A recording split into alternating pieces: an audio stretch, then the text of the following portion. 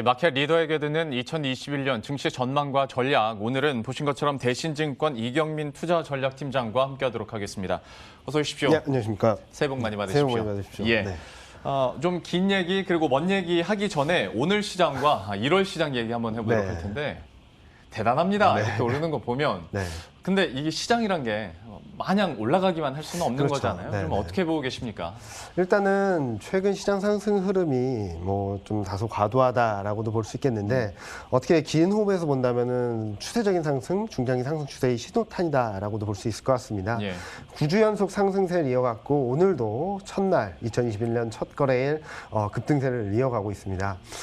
전반적인 흐름에 있어서 단기적으로만 본다면은 좀 과도한 상승이다라고도 볼 수 있겠지만 긴 호흡에서는 추세적인 상승세가 이어지고 있고 시작되었다라는 흐름으로도 볼 수 있거든요.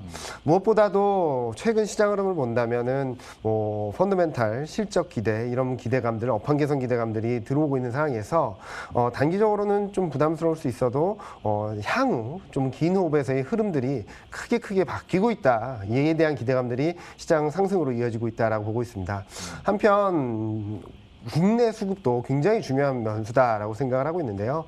2020년 60조 이상 순매수한 개인 투자자들이 오늘도 대거 순매수를 하면서 시장의 상승의 중심에 서 있다라고 생각을 할 수 있는데 좀 주목해서 볼 부분은 외국인 매매입니다. 오늘 코스피 급등세를 이끌고 있는 화학 그리고 자동차, 외국인이 대량 순매수하고 있습니다. 무슨 말씀을 드리고 싶냐면 개인 투자자들의 매수세가 꾸준히 유입되면 유입될수록 물량을 좀 잠식하는 효과들이 있거든요. 그렇게 되면은 외국인이든 기관이든 조금씩만 매수한다고 하더라도 시장이 튀어오르는, 솔직히 말씀드리면은 저도 몇 년 동안 있으면서 대형주가 이렇게 10%, 20% 급등을 하는 거는 거의 보지 못했거든요. 예. 아마도 2021년에는 이런 흐름들을 자주 목격하실 수 있을 것으로 생각을 하고 있습니다. 외국인들의 어떤 매수 집중도가 굉장히 강하지 않습니까? 네. 그러니까 전체 액수로 수급 상황으로 봤을 때는 크지 않더라도 네. 역시 뭐 사는 종목들은 뭐 네, 8%씩 뛰어버리는 네, 네. 예, 그런 현상들이 이어지고 있는데 이전에 그러니까 지난해 연말에 이제 증시 전망하면서 대신증권에서 3,080 얘기했지 않습니까? 맞습니다. 그때 당시에는 와 3,080. 네, 맞습니다. 근데 오늘 기준으로 보면 뭐 오늘처럼 두 번만 더 오르면 네, 뭐 이렇게 맞습니다. 돼버렸습니다. 네. 일단은 그때 당시에 3,080을 전망한 근거 좀 이거 설명을 해주세요. 일단은 2021년에 경기나 뭐 기업 실적이나 모멘텀이 강해진다. 그러니까 다시 말씀드리면 많은 분들이 유동성 정책에 대한 걱정을 많이 하시는데요. 유동성이 꼭 필요하고 정책이 꼭 필요한 시점은 경기가 안 좋을 때입니다. 경기가 좋게 된다면 유동성과 정책의 큰 방향성만 변하지 않는다면 더 강한 상승을 이뤄낼 수 있다라고 생각을 했었던 부분인데요. 여기와 더불어서 지금 그러니까 11월 말에 봤던 경기 전망, 기업 이익 전망보다는 더 좋아질 수 있다라는 전망 하에 3,080포인트를 말씀드렸는데 지금 보면은 좀 가시권에 가까워지고 있다라고 생각을 하고 있습니다. 뭐 최근 실적 전망치가 올라간 부분들 그리고 밸류에이션이 상단이 좀 상향 조정될 가능성들을 감안해서 본다면 저 대신증권에서도 추가적인 상승 여력 상단을 좀 상향 조정할 생각을 하고 있는데요. 조금 더 지켜보고 그러니까 앞서 말씀드렸던 것처럼 단기적으로는 좀 과도한 상황에서 시장의 코스피 상단을 상향 조정하게 된다면 따라 사자라는 말씀을 드릴 수도 있는 부분이라서 지금 현재 시점에서는 타이밍을 좀 재고 있다. 코스피 상단을 좀 더 많이 열어놓을 여지는 충분히 있고 제 개인적으로는 그보다 더 강한 상승을 예상을 하고 있습니다. 제가 추가 질문으로 상향 조정할 가능성 있겠냐고 물어보려고 했는데 네. 먼저 말씀을 하시네요. 상향 조정할 가능성도 있다라고 얘기를 해주셨고 다만 이런 항상 상향 조정하게 된다면 정말로 저도 뭐 3,000 그 이상으로 갈 수 있다고는 보겠으나 네. 중요한 건 그 수준을 유지할 수 있느냐 네. 아니면 목표치 한번 찍고 다시 네, 훅 네, 조정을 그렇죠. 받느냐 이거지 않습니까? 그래서 이제 변수들을 하나하나 좀 네. 짚어볼까 하는데 일단은 미국 쪽부터 네. 바이든 정부 출범하면서 기대감이 높은 건 사실입니다만은 이게 언제든지 시장이 좀 불확실성으로 해석을 하려고 마음만 먹으면 맞습니다. 예, 변수들이 좀 있어서요. 이 네. 포인트 좀 짚어주세요. 중요한 말씀하신 것 같은데요. 심리가 어떻게 변하는지에 따라서 시장이 분위기가 바뀔 수도 있습니다. 예. 왜냐하면은 최근까지 시장 상승을 보면은 웬만한 이슈들은 다 긍정적으로 해석을 했습니다. 경제 지표가 안 좋으면은 추가 경기 부양 정책 더 좋아질 거야. 경제 지표가 좋으면 경기가 좋다. 백신 치료 개발, 백신이 나오면은 경기가 좋아질 거야. 코로나19가 상황이 심해지면은 유동성은 더 풀 거고 경기 방역 정책은 더 강해질 거야. 다소 양립할 수 없는 그런 기대감들을 계속적으로 끌고 왔던 상황인데요. 그렇기 때문에 향후 시장 흐름은 어떤 결과가 있든 간에 시장이 어떤 해석을 하는지가 좀 더 중요하다라고 생각을 합니다. 따라서 바이든 정부가 출범을 하게 될 경우에는 여러 가지 기대도 있는 반면에 우려하는 부분들도 있는데요. 따라서 그런 것들을 좀 가늠할 수 있는 시점은 1월 5일, 바로 있죠. 조지아주 상원의원 선거 결과에 따른 시장 반응을 좀 보시면 될 것 같습니다.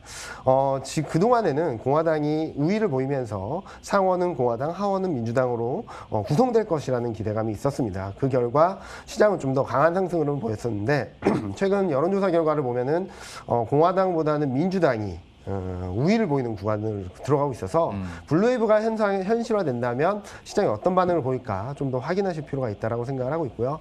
단기적으로는 심리적인 변화에 따라서 등락은 있을 수 있지만 최근 경기 흐름이 개선되는 흐름들 그리고 실적이 좋아지는 변수들을 정치적인 이벤트나 이슈가 방향성을 바꾸진 못할 거다라고 생각을 하고 있습니다. 단기 교란 요인은 될 수 있어도 추세적인 상승 흐름에는 큰 문제 없다라고 보고 있습니다. 그러면 저는 아무래도 시장 반대 입장에서 계속 질문을 네. 드려야 되는 입장이기 때문에 금리와 관련해서도 좀 안 좋은 쪽으로 해석을 한 질문을 맞습니다. 드리겠습니다. 네. 저금리 기조는 계속될 것으로 연준 측에서도 계속 네. 얘기를 하는데 이제 경기하는 쪽에서는 경기 회복되면서 인플레이션 압력이 커질 거야. 네. 그리고 실질 금리는 이미 오르고 있잖아. 네. 라고 얘기를 합니다. 여기에 대해서는 좀 어떻게 적으십니까? 내년 특히 2, 4분기에는 물가나 금리가 레벨업 될 수밖에 없습니다. 왜냐하면 예. 물가의 기저효과 때문이죠. 기본적으로 지금 유가만 유지한다 하더라도 유가 상승률만으로 150% 이상이 나오기 때문입니다. 그런데 많은 분들이 걱정을 하고 저도 그 부분을 굉장히 리스크 변수로 놓고 있습니다. 금리가 오른다면 물가가 상승한다면 그런데 지난 10월이었죠. 연준에서 평균 물가 목표제 도입으로 인해서 통화정책 방향성 스탠스에 대해서는 큰 시름을 하나 덜었습니다. 무슨 말이냐면 일시적으로 금리가 올라온다고 하더라도 통화정책은 변하지 않을 거라는 시그널을 분명히 던져줬고요. 그럼 이제 중요한 것은 물가, 금리, 레벨업 되는 것만큼의 성장이 있을까라는 부분인데요. 예. 내년 올해죠. 2021년 2분기 미국 GDP 성장률은 전년 대비 10% 성장을 하고요. 유럽 GDP 성장률은 전년 대비 13% 성장을 하게 됩니다. 무슨 말씀을 드리고 싶냐면 물가도 오르고 금리도 오르겠지만 그 이상의 성장이 있다면 큰 걱정은 없을 것 같다라는 말씀을 드리는 부분이고요. 걱정해야 될 부분은 물가와 금리가 레벨업 됐는데 이 수준이 하반기까지 이어질 경우에는 조금 걱정을 하고는 있습니다. 예. 무슨 말이냐면 2분기에 경기 정점을 찍고 모멘텀적인 측면에서 3분기, 4분기 좀 둔화되는 이전보다는 좋긴 하지만 레벨 자체가 좀 떨어지는 그 구간에서 물가와 금리가 떨어지지 않는다. 그렇게 되면 시장은 좀 변동성을 키울 수 있고요. 평균 물가 목표제 도입이라는 점에 있어서도 연준이 생각했던 평균 물가가 계속적으로 상승을 하게 된다면 시차를 두고 통화정책에 대한 불안감들도 들어올 수 있기 때문에 2분기에 레벨이 올라가는 물가보다는 하반기까지 물가나 금리 레벨이 유지되는지 여부가 좀 더 중요하다라고 생각을 하고 있습니다. 역시 예상 가능한 인플레이션 압력이라면 네. 시장이 감내할 수 있겠으나 네. 이게 조금 더 장기화된다면 맞습니다. 분명히 하나의 변수이자 하락 요인으로 작용할 수 있다라고 얘기를 해주셨고 환율 부분도 한번 그러면 짚어보도록 하죠.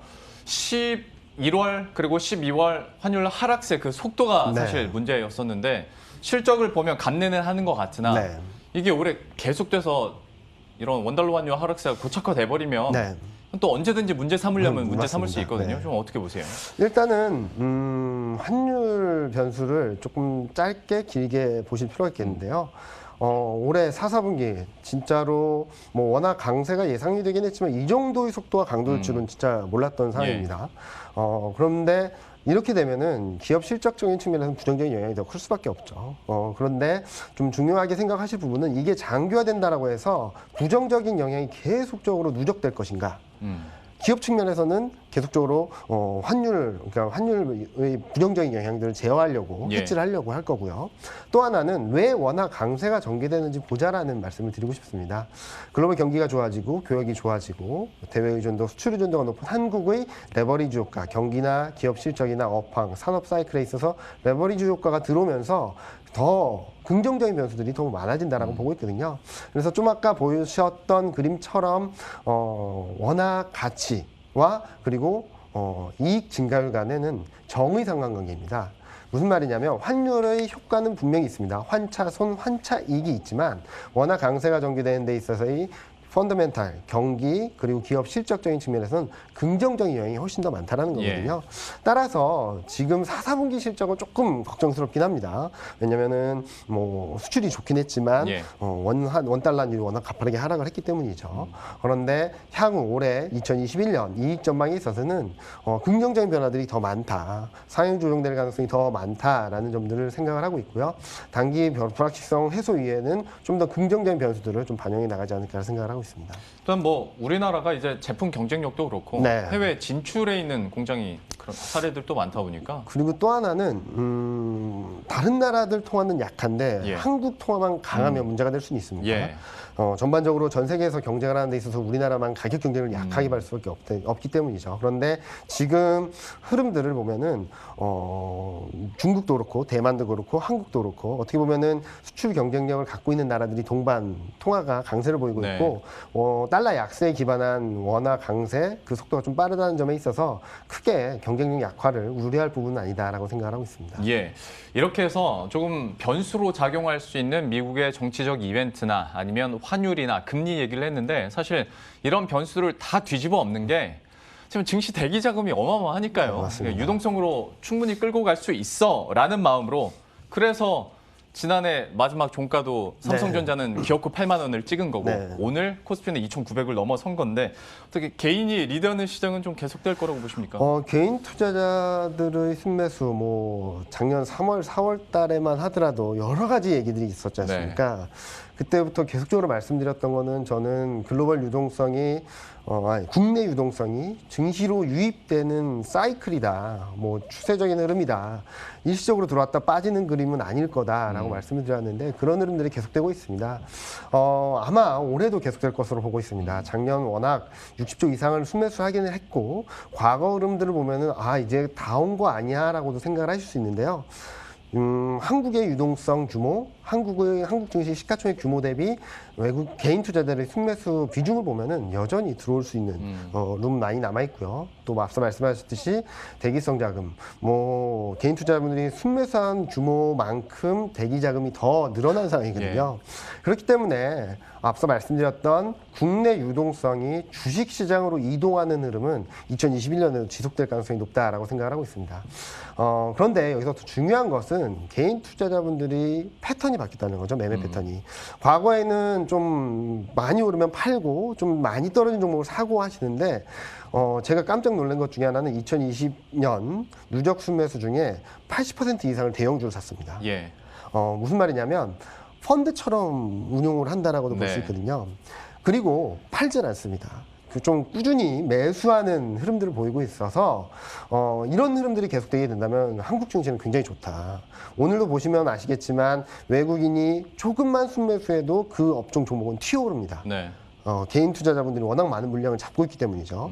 100이었던 물량이 95, 94, 93으로 줄어들면 줄어들수록 주가의 탄력적인 흐름들은 좀 강할 수 있다라고 생각을 하고 있고요. 반면에 매도하게 된다면 그 영향력은 크게 반감되는 아마 올해 12월 증시 흐름들을 좀 눈여겨보신다면 개인 투자자분들의 순매수가 얼마나 시장에 긍정적인 영향을 주는지 파악을 하실 수 있을 것 같습니다. 그러니까 예전에 외국인들이 하는 플레이를 맞습니다. 개인들이 하고 있는 거지 않습니까? 어마어마한 시대적 변화를 지난해 맞았었고 2021년에도 기대감을 계속 드러내고 있는 상황인데요. 그러면 좀 눈여겨보시는 새 유망 업종 좀 어디가 있을지 이것도 소개를 해주시죠. 일단은 구조적인 성장을 보이는 업종과 수출주 뭐 지금 많이 오르기는 하고 있는데요. 좋은 업종들이 계속적으로 좋을 것이다라는 생각을 하고 있습니다. 구조적인 성장주라고 한다면 인터넷, 2차 전지, 그리고 신재생 에너지 관련주들이고요. 수출주라고 한다면 반도체, 자동차, 운송 업종들을 말씀드리고 있습니다. 뭐 워낙 많이 올라서 좀 부담스럽다라고도 볼 수는 있겠지만 지금 현재 시점에서 추격 매수는 좀 힘들다 하더라도 짧은 조정이 있을 때마다 좀 비중을 늘려가시면 좋을 거라고 생각을 하고 있고요. 주식비 없으시거나 새롭게 투자하실 분들은 조금이라도 발을 담고 나가자라는 말씀을 드리고 있습니다. 물론 과도하게 뭐 단기적으로 급등한 데 따른 되돌림은 분명히 있을 거라고 생각을 합니다. 그런데 그게 지금 현재 시점에서는 뭐 어느 정도까지 떨어질지 그런 것들을 걱정하기보다는 조금씩 비중을 늘려간다는 생각으로 또 올해가 소해해지 않습니까? 예. 좀 우직한 스탠스로 비중을 늘려가자. 주식 비중을 늘려가자, 모아가자라는 말씀을 드리고 있고요. 상반기 중에는 인플레이션 관련주, 시클리컬 종목들도 좀 괜찮을 거라고 생각을 하고 있습니다. 앞서 말씀드렸듯이 2, 4분기에는 물가나 금리가 오를 텐데요. 그 국면에서 뭐 화학, 철강, 에너지, 은행 같은 금리에 민감한 그리고 경기에 민감한 인플레이션에 민감한 종목들이 움직일 수 있어서 구조적인 성장과 수출주는 계속적으로 꾸준히 비중을 늘려가는 가운데 시클리컬은 좀 단기 트레이딩 관점에서 접근을 하시면 아마 올해 상반기에는 수익률을 충분히 거두실 수 있지 않을까라고 생각을 하고 있습니다. 이것만 그러면 짧게 질문드리고 마치도록 할 텐데 업종군들 쫙 얘기를 해주셨으니까 그래도 대장주입니까? 아니면 너무 많이 올랐으니 뭐 부품, 소재 쪽으로 좀 하위 업종으로 내려가는 게 낫습니까? 그래도 대장주라고 그래도 생각을 대장주. 하고 있습니다. 뭐 예. 개인 투자자분들이 스탠스도 그렇게 바뀌었고 그리고 외국인이 들어온다고 한다면 그리고 워낙 강세에 의한 외국인 순매수가 유입되게 된다면 대형주가 상대적으로 강할 것으로 생각을 하고 있습니다. 알겠습니다. 유망 업종들과 그리고 여기에 대해서 포트폴리오 전략을 어떻게 비중 조절 잘 꾸려야 될지 증시 전망과 함께 이렇게 전략까지 들어봤습니다. 지금까지 대신증권 이경민 투자전략팀장과 함께했습니다. 오늘 말씀 고맙습니다. 네, 감사합니다. 예, 그럼 저희도 여기서 인사드리도록 하겠습니다. 오늘 상승하는 장 좀 만끽하셨으면 좋겠고요. 저희들은 내일 이 시간에 또 새로운 전략과 종목들 들고 다시 찾아뵙도록 하겠습니다. 시청해주신 여러분 고맙습니다.